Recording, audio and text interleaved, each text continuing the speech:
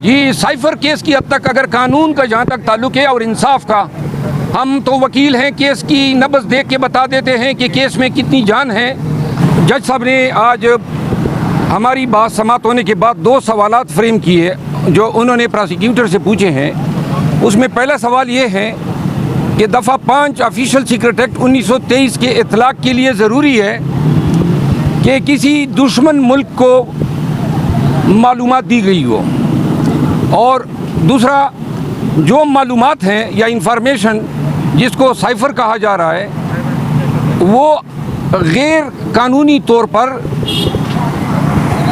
एक खुफिया क्लासिफाइड जो इंफॉर्मेशन है वो शेयर की गई हो। अब जहाँ तक क्लासिफाइड इंफॉर्मेशन का ताल्लुक है, पाकिस्तान की उस वक़्त की काबीना ने इसको डी क्लासीफाई किया था साइफर के पैराफ्रेजिंग को, नंबर 1। नंबर 2 बात कि जब ये साइफर 3 मार्च को आया था, इसके बाद सबसे पहले ये एपेक्स सिक्योरिटी कमेटी में पेश किया गया जिसमें तमाम सर्विसेज चीफ्स थे।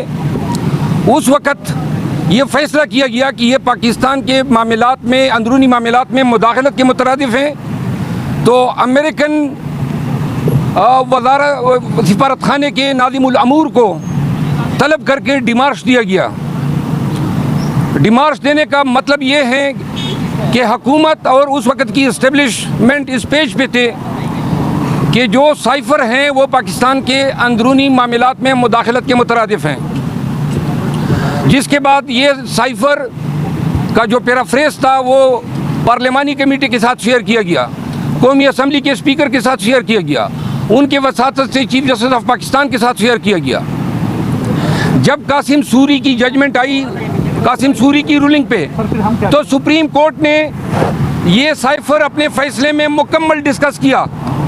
उस वक़्त रियासती वकला का कतई ये दलील नहीं थी कि साइफर जो है वो किसी दुश्मन मुल्क के साथ शेयर किया गया है या साइफर जो है वो क्लासिफाइड दस्तावेज़ हैं, और सुप्रीम कोर्ट ने अपने फैसले में इन अमूर पे मोहर सबत की हुई है। आज जो है 1 साल और 4 माह के बाद उसी साइफर को उन्होंने एक दूसरा मौक़िफ़ जो है के साथ पेश किया है, इसको ताज़ीरी जुर्म बना दिया है, और जिसमें इन्होंने इमरान खान साहब को जो है 1 माह और 10 अयाम से नज़रबंद किया हुआ है। आज जज साहब के जो कमेंट्स थे उनसे तो ये बदनज़र में नज़र आ रहा था कि गोया वो कायल हो चुके हैं कि साइफर जो है इसमें कोई जान नहीं है और ये एक ढकोसला है।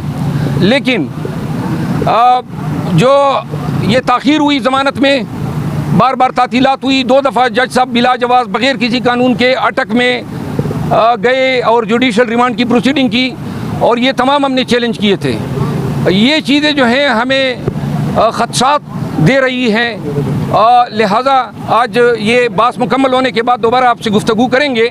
उम्मीद है आज इसका फैसला जो है हो जाएगा। सर, जो आपने पेशन गोई की थी कि खान साहब 14 दिन के अंदर जेल से बाहर आएंगे, सर क्या वो 15 दिन के अंदर क्या वो सच होती हुई साबित नजर आ रही है? जी, साइफर केस की हद तक अगर कानून का जहाँ तक ताल्लुक है और इंसाफ का, हम तो वकील हैं, केस की नब्ज़ देख के बता देते हैं कि केस में कितनी जान है। तो ये जो केस है ये इस तरह का केस है जिस तरह इन्होंने अली वज़ीर पे अभी बनाया था कि जी अली वज़ीर के ख़िलाफ़ टेरर फाइनेंसिंग का केस था, और फाइनेंसिंग का केस ये बनाए कि ए ने बताया कि बी ने सी को से पैसे लेकर डी को दिए, और ये रकम जो थी पीटीएम ने जो है टेरर फाइनेंसिंग में यूज़ की। रकम जो बरामद हुई है मतलब खेज़ हैं वो 7,000 रुपये हैं। तो इस तरह के केसेस अगर दर्ज होंगे तो फिर मजाक तो उड़ेगा। साइफर जो है इसकी कोई कानूनी वैलिडिटी नहीं है, इस पे ऑफिशियल सीक्रेट एक्ट का सिरे से इतलाक़ ही नहीं होता है। एब्यूज़ है प्रोसेस ऑफ लॉ का, और सिर्फ लाकानूनियत की बुनियाद पे जो है चेयरमैन पीटीआई आज पाबंद सलासिल है।